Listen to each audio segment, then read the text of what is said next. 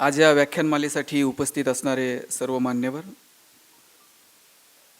ज्यांनी आत्ता आपले विचार व्यक्त केले असे प्रशांत भाऊ, व्यासपीठावर उपस्थित असणारे आदरणीय गटणे साहेब, ज्यांनी मला या कार्यक्रमासाठी निमंत्रित केलं ते आदरणीय वसंतजी लोढा साहेब आणि उपस्थित सर्व मान्यवर. खरं तर आज आपण एका वेगळ्या व्याख्यानासाठी इथं आलेला होता, परंतु सकाळी वसंतजींचा फोन आला आणि त्यांनी मला सांगितलं की एक रिकामी जागा आपल्याला भरायची आहे, ही रिकामी जागा भरायला आपण याल का. मी त्यांना दुसरा प्रश्न विचारला की विषय काय आहे, आणि ते म्हटले की पुरोगामी आता प्रतिगामी होत आहेत असा विषय आहे. म्हटलं एवढी अवघड जागा भरायची कशी. मग त्यांनी सांगितलं की जीवन सुंदर आहे या विषयावरती आपण बोलतात तर तोच विषय आपण मांडावा. मी विचार करत होतो की हा अवघड जागा इतक्या हलक्या फुलक्या विषयानं भरून निघेल का. पण जसा जसा मी विचार करत गेलो तसं तसं मला कळून चुकलं की हल्ली पुरोगामी आणि प्रतिगामी असणं सुद्धा हलकं फुलकं होऊन गेलंय. हल्लीची आवक जावक पाहता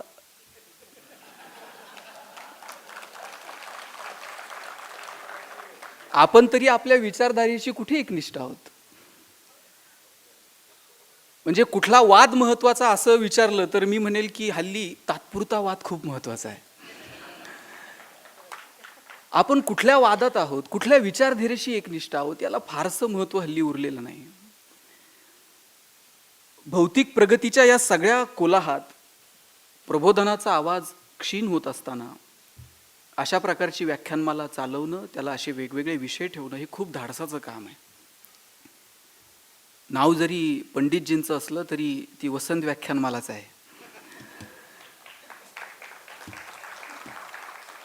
आणि ती बहरावी, त्यातून विचारमंथन व्हावं, त्यातून परिवर्तन व्हावं,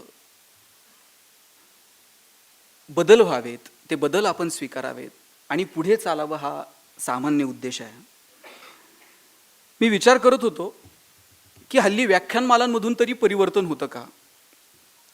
प्रशांतजी खूप छान बोलले की बोलावीत अशी माणसं सापडणार नाहीत, ज्यांच्या पायावरती डोकं ठेवावं असे पाय सापडणार नाहीत. खरं तर परिवर्तन हे का होत नाही असा प्रश्न मलाही पडला होता की आपण फक्त बोलतोय बोलतोय बोलतोय, खरंच आपल्या बोलण्यानं परिवर्तन होतं का.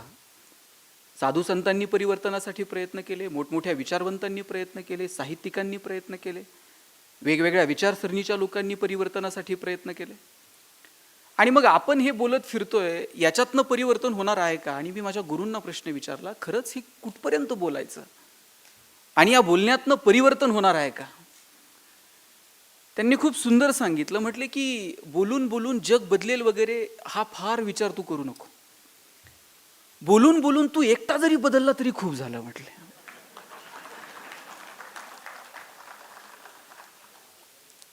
आणि मग मी विचार करायला लागलो की खरंच आपण तरी बोलून बोलून बदलतोय का. आपलं बदलणं सुद्धा खूप महत्वाचं आहे. जेव्हा आपल्याला बोलायचा अधिकार प्राप्त होईल त्या अधिकारासाठी तरी आपण बदलणं गरजेचं आहे. मी त्यांना विचारलं की परिवर्तन का नाही. त्यांनी खूप सुंदर सांगितलं, आपल्याकडं झालंय असं, ज्या गोष्टी श्रवणीय आहेत, ज्या गोष्टी वाचनीय आहेत त्या लोकांनी वर्तनात आणल्या, आणि ज्या गोष्टी खरं तर वर्तनीय आहेत, वर्तनात येणं गरजेचं आहे, त्या लोकांनी श्रवणापुरत्या वाचनापुरत्या मर्यादित ठेवल्या. त्याला कृतीची जोड नाही. त्यांनी उदाहरणासहित सांगितलं, आपल्याकडे 2 धर्मग्रंथ आहेत, एक आहे रामायण आणि दुसरा आहे महाभारत. इथे नगरमध्ये जर रामकथा आयोजित केली तर अशी प्रचंड गर्दी होईल ऐकायला. महाराज सांगायला लागतील, राम वनवासाला निघाला, आमच्या डोळ्यात पाणी येईल, पदर आपोआप डोळ्यांकडे जाईल. 7 दिवस आम्ही एकरूप होऊन रामकथा ऐकू, आणि 7व्या दिवशी फक्त महाराजांनी सांगायचं, पोरांनो राम जसा वागला ना तसं वागावं लागतं. छे छे, ते वागायचं असतं का, ते ऐकायचं असतं महाराज. जे वर्तनीय आहे ते वाचनीय केलं, आणि जे वाचनीय आहे ते वर्तनीय केलं. जे महाभारत त्यातली गीता वर्तनीय आहे ते बाजूला ठेवलं, आणि इतर प्रकरण मात्र आम्ही वर्तनात आणण्याचा प्रयत्न केला. पटेल असं सांगतो, आपल्याकडे मुलगी पाहायचा कार्यक्रम असतो, आणि मुलगी पाहायला गेल्यानंतर तिला काय प्रश्न विचारतात. म्हणजे तुमच्या पिढीने हे कार्यक्रम अनुभवले आहेत. हल्ली आम्ही संधीच देत नाही कोणाला पाहायला जाणं, विचारणं वगैरे. ठरलेले प्रश्न असतात. नाव काय, गाव काय, स्वयंपाक येतो का, अजून जन्मतारीख काय, मामा कुठले, आत्या कुठली, आणि फार फार तर जरा थोडीशी आध्यात्मिक पार्श्वभूमी असणारे आईवडील असतील तर ते विचारतात, बाई तुला अध्यात्मातलं कळतं का? आणि मुलीला सांगून ठेवलेलं असतं, काही विचारलं तर हो म्हणायचं, नंतर बघू आपण काय असतं. तिला विचारलं, बाई तुला अध्यात्मातलं कळतं का? मुलगी म्हटली, काय कळत नाही ते विचारा. म्हटली कळतं तर एखादी सुंदर रामायणातली कथा सांग. मुलगी म्हटली 2 सांगते, एक काय. आता या जमान्यामध्ये अध्यात्मातलं कळतं असं सांगणारी मुलगी भेटणं म्हणजे किती कौतुक आहे मला सांगा. हल्ली सगळ्या महिला संध्याकाळी 7 ते रात्री 10 पर्यंत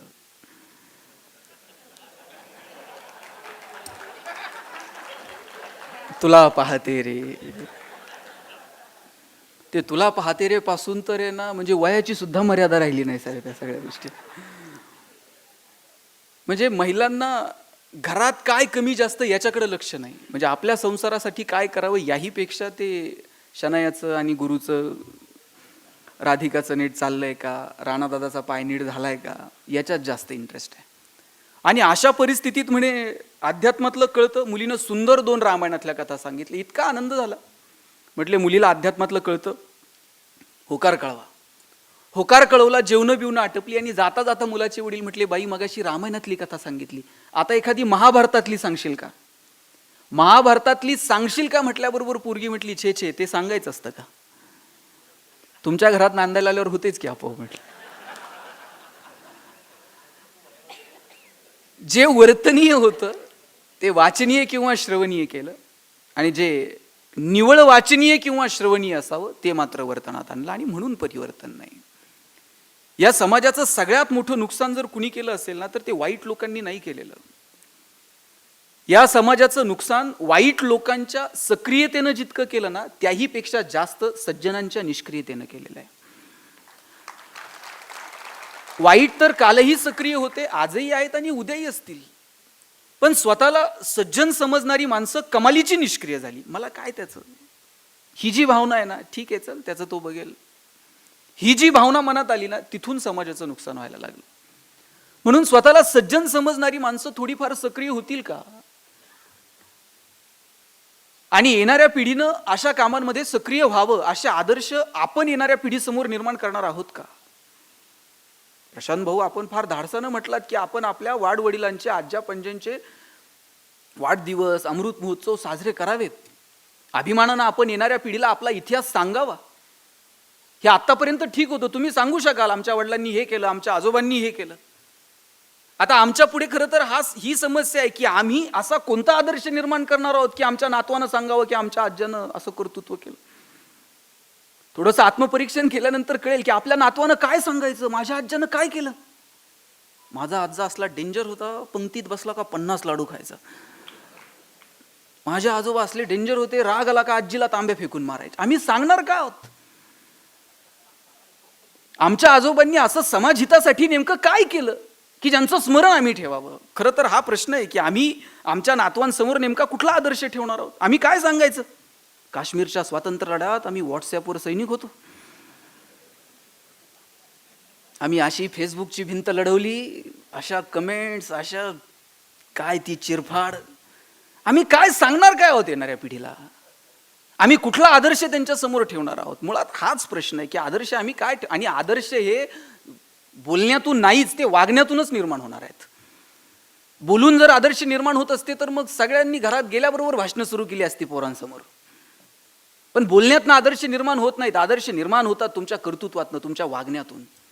पोराला सांगायचं व्यसन करू नये, अशी घरात सुविचाराची पाटी लिहून ठेवायची, व्यसन करू नये, आणि घरी गेल्यावर बापच पोराला सांगते जा जरा चुलीव सिगरेट पेटू ना. ते पोरग आपल्या पुढचे असं येते बापाकडे जसं ऑलिम्पिकची ज्योत घेऊन आले. बाप कानातनं धूर काढतो, नाकातनं धूर काढतो, हे सगळ्या गावात सांगतं जादूगार बाप आहे, कानातनं धूर काढतो. तुम्ही काय पेरायचं ठरवलंय? कुठल्या प्रकारचा आदर्श येणाऱ्या पिढीसमोर निर्माण करायचं ठरवलंय? मला वाटतं हे प्रश्नचिन्ह आहे. तुम्ही कुठल्या वादात आहात? तुम्ही कुठल्या गटाचे समर्थक आहात? तुम्ही पुरोगामी आहात? तुम्ही प्रतिगामी आहात? हे सगळं आपण आपल्या पातळीवरती चाचपडून पाहावं. आणि महात्मा गांधी तर म्हणायचे की तुम्ही कुठल्या आदर्श पुरुषाशी त्याच्या तत्वांशी स्वतःशी जुळवणूक करून चालताय ना, याहीपेक्षा तुम्ही तुमच्या कामाचं अप्रायझल स्वतः करावं. आणि तुम्ही तुमच्या कामाचं अप्रायझल करत असताना एकच क्रायटेरिया आहे, तुम्ही जे काम करत आहात ते शेवटच्या माणसाचे अश्रू पुसतं का? समाजातल्या शेवटच्या माणसाला, तळागाळातल्या माणसाला तुम्ही करणारं काम उपयोगी पडतं का? मला वाटतं हा क्रायटेरिया आहे. आपलंही जगणं सुंदर व्हावं आणि इतरांचंही जगणं सुंदर व्हावं. इतरांचं जगणं सुंदर व्हावं याच्यासाठी आमच्याकडे काय? इतरांचं सोडावं, स्वतःचं जगणं सुंदर व्हावं याच्यासाठी आम्ही काही वेगळे प्रयत्न करतो का? मी ज्यावेळेस या विषयावरती बोलायला सुरुवात केली, मी वडिलांना विचारलं की काय जगणं कधी सुंदर होईल? महागडी गाडी घेतली म्हणजे जगणं सुंदर होईल, 2-5 कोटीचा फ्लॅट घेतला म्हणजे जगणं सुंदर होईल, महागड्या ब्युटी पार्लरमध्ये जाऊन आम्ही बसलोत, महागडी विभूषणं आम्ही खरेदी करायला शिकलोत म्हणजे जगणं सुंदर होईल? ते 2 दिवस काहीच बोलले नाही आणि तिसऱ्या दिवशी म्हटले तुला सुंदर जगण्याचा एक फॉर्म्युला सांगतो. म्हटलं काय? म्हटलं एक यादी कर की आतापर्यंत तुला कोणत्या कोणत्या माणसांनी मदत केली आयुष्यात. म्हटलं सोपं आहे. मी लिहायला घेतली यादी. मी ज्यावेळेस केडगाववरून न्यूयॉर्क्सला कॉलेजला यायला लागलो, मला एक मित्र डबल सीट घेऊन यायचा. मी त्याचं नाव पहिल्यांदा यादीत टाकलं. 11वीची फी भरायला पैसे नव्हते, मित्राच्या एका वडिलांनी दिले होते, मी त्याचं यादीत नाव लिहिलं. पुण्यात MBA ला गेलो, एका घरात राहायचो पेंगेस्ट म्हणून, तिथलं नाव लिहिलं. ज्यांनी ज्यांनी आयुष्यभर मदत केली, नोकरीला लागलो पुण्यात जिल्हा परिषदेला, तिथल्या ज्या माझ्या म्हणजे जे डेप्युटी CEO होते त्यांचं नाव लिहिलं की या लोकांनी मला खूप मदत करत गेले आयुष्यात. आणि अशी 100-150 लोकांची मी यादी केली की या लोकांनी मला माझ्या आयुष्यात मदत केलेली आहे. वडिलांनी अशी पाठीवर थाप मारली आणि म्हटले मला हेवा वाटतो तुझा की तुला ती माणसं आठवतात ज्यांनी तुला आतापर्यंत मदत केली. मला म्हटलं आता एक आणखी काम कर की आतापर्यंत तू किती लोकांना मदत केली ती जरा यादी कर. मग मी ती पण यादी करायला सुरुवात केली की मी माझ्या मित्राला अमुक गोष्टीत मदत केली, इकडे हे केलं ते केलं. अशी 5-7 लोकांची यादी मी वडिलांच्या समोर मांडली. या 7 लोकांना मी आतापर्यंत मदत केली आहे. त्याने बाळा सुखी जीवनाचं आणि आनंदी जीवनाचं एकच रहस्य सांगतो, दुसरी यादी पहिल्या यादीपेक्षा ज्या दिवशी मोठी होईल ना त्याच्यापेक्षा दुसरा कोणताही फॉर्म्युला नाही. मग तुम्ही कुठल्याही विचारधारेचे असा स्वतःला विचारून पहा की आपलं जगणं समाजहिताचं आहे का? आपलं जगणं वेगवेगळ्या घटना चाचपडत असताना विज्ञानवादाच्या कुठल्याही कसोटीला घासून पुसून आपण त्या जगण्याची चिकित्सा करतो का? आपण हे सगळं चाचपडून पाहत असताना किंवा कुठलंही राजकीय मत ठरवत असताना उच्च नैतिकतेचा स्वीकार करतो का? ही काही मतं आपण आपल्या आपल्या सचोटीवरती चाखून पाहूयात. आणि ज्यावेळेस वाटेल की नाही शेवटच्या माणसाचं अश्रू पुसण्यासाठी, शेवटच्या माणसाचं जगणं सुंदर होण्यासाठी माझं जगणं हे हिताचं आहे, त्या दिवशी समजावं की जगणं सुंदर आहे. दुर्दैवानं झालंय काय माहितीये का की समाजाला पुढे घेऊन जाण्यासाठी किंवा कुणालाही मदत करण्यासाठी फार वेगळं काही करावं लागत नाही. आपलं जगणं मुळात प्रवाही असावं, ते असं थांबणारं नसावं. जिथे थांबणं येतं ना तिथे संचय येतो, मग तिथे साचले पण येतं. 2 समुद्र आहेत, एक मृत समुद्र आहे आणि एक जिवंत समुद्र आहे. त्या मृत समुद्रात कुठल्या वनस्पती नाहीत, कुठले मासे नाहीत, कुठलेही त्या पाण्यात राहणारे कुठलेही प्राणी नाहीत. आणि त्याच्या शेजारी जो जिवंत समुद्र आहे तिथं सगळ्या वनस्पती आहेत, सगळे वेगवेगळ्या प्रकारचे मासे आहेत. आणि या दोनही समुद्रांना जो प्रवाह आहे, जो सोर्स आहे पाण्याचा, तो जॉर्डन नदीचा आहे. एकाच नदीचा सोर्स असताना सुद्धा एक समुद्र मृत आहे आणि दुसरा जिवंत आहे असं का? त्यातलं टेक्निकल रिझन मला माहित नाही, पण बऱ्याच जाणकारांचं म्हणणं असं आहे की जॉर्डन नदी जिवंत समुद्रात प्रवाही आहे आणि मृत समुद्रात थांबते, साचते. तिथे साचले पण आलं तिथे जिवंत असणं उरत नाही. जिथं घेणं आहे आणि देणं आहे तिथे मजा आहे. जिथे नुसतंच घेणं आहे तिथेही मजा नाही आणि जिथे नुसतंच देणं आहे तिथे फार काळ मजा नाही. म्हणून घेणं आणि देणं इतकं प्रवाही असायला हवं. ते विंदांची खूप सुंदर कविता आहे, देणाऱ्यानं देत जावं, घेणाऱ्यानं घेत जावं आणि घेता घेता एक दिवस ते हात घ्यायचे म्हणजे तोडून घ्यायचे का? तर ती देण्याची वृत्ती आत्मसात करावी. हिरव्या पिवळ्या डोंगरांकडून हिरवे पिवळी शाल घ्यावी, सह्याद्रीच्या कड्याकडून छातीसाठी ढाल घ्यावी, वेड्या पिशा ढगांकडून वेडेपिसे आकार घ्यावेत, मातीमधल्या प्रश्नासाठी पृथ्वीकडून हुंकार घ्यावेत, उसळलेल्या दर्याकडून पिसळलेली आयाळ घ्यावी आणि शांत होणाऱ्या भीमेकडून तुकोबाची माळ घ्यावी. देणाऱ्यानं देत जावं, घेणाऱ्यानं घेत जावं आणि मग एक दिवस त्या देणाऱ्याचे हात घ्यावेत. ही देण्याची वृत्ती आम्ही आत्मसात केली आहे का? हे देणं आमच्यामध्ये आहे का? आणि द्यायला काय लागतं? एकतर पैसे लागतात, एकतर वेळ लागतो, एकतर कष्ट लागतात, किंवा ज्ञान लागतं. कुठलाही समाज पुढे घेऊन जायचा असेल, तुमच्याकडे पैसे आहेत तर पैसे द्या, तुमच्याकडे वेळ आहेत तर वेळ द्या, तुमच्याकडे ज्ञान आहेत तर ज्ञान द्या, तुमच्याकडे कष्ट करण्याची ताकद आहे तर कष्ट द्या. आणि हे काहीच नसेल तर किमान गप्प बसा. हे वरच्या 4 लोकांची अडचण नाहीये, हे 5वे आहेत ना ज्यांच्या काहीच नाही त्यांची अडचण आहे. यांना फार वळवळ आहे. आणि ही वळवळ करणारी माणसं चळवळ बिघडून टाकतात. म्हणून आपल्याकडे जे आहे ते एकतर देता आलं पाहिजे, नाही तर मग शांतपणे पाहता आलं पाहिजे. हे शांतपणे पाहणंही उरलं नाही आणि देण्याचीही दानत नाही, तिथे दुःख आहे. मग आनंद नेमका कशात आहे? ज्ञानोबांनी खूप सुंदर सांगितलंय. आपण नेवाशात ना साहेब, म्हणजे ज्ञानेश्वरी इतका सुंदर ग्रंथ आहे. खरं तर तो जगण्याची प्रेरणा देणारा आहे. आणि ते ज्ञानोबा सुखाविषयी आनंदाविषयी बोलताना सांगतात, किंबहुना सोय जीव आत्म याचेल आहे, तेथ जे होय तया नाम सुख. ज्ञानोबा सांगतात आत्म्याशी जे संबंधित आहे ना त्याला सुख म्हणावं. खरं तर ही तरुणांनी अभ्यासाचा ग्रंथ आहे ज्ञानेश्वरी. आपला असा समज आहे की 60-70 उलटल्यानंतर रिटायरमेंट नंतर निवांत वाचू. ज्ञानेश्वरी वगैरे वाचणं हे मुळात ज्ञानेश्वरी वैराग्याकडे घेऊन जात नाही, जीवन जगण्याची कला शिकवणारा ग्रंथ आहे. आणि तो तरुणांनी का वाचावा सांगितला एका तरुणानं. वयाच्या 16व्या वर्षी सांगणारा ग्रंथ 61व्या वर्षी का वाचावा? आणि बरं ती ज्ञानेश्वरी ज्या गीतेवरची टीका आहे ती कुणी सांगितली? ती सुद्धा भगवान श्रीकृष्णाने सांगितली, तारुण्यात सांगितली. आणि कुणा येऱ्यागबाळ्याला सांगितली का? जगातला सगळ्यात श्रेष्ठ धनुर्धारी अर्जुन त्याला सांगितली गीता. आणि कुठं सांगितली? माऊली सभागृहात ऑडिटोरियममध्ये, बालगंधर्वला तिकीट लावून. अरे कुरुक्षेत्रात सांगितली, जिथं जीवन आणि मृत्यू समोरासमोर आहे, तिथं कृष्ण गीता सांगतो. आणि त्या गीतेवरची टीका असणारी ज्ञानेश्वरी. आणि ते ज्ञानोबा आनंदाविषयी बोलताना सांगतात की ती आत्म्याची वृत्ती आनंदी असणं, ती तुमची सेल्फ कॅरेक्टरिस्टिक आहे. आनंदही आपला आहे आणि दुःखही आपलंच आहे.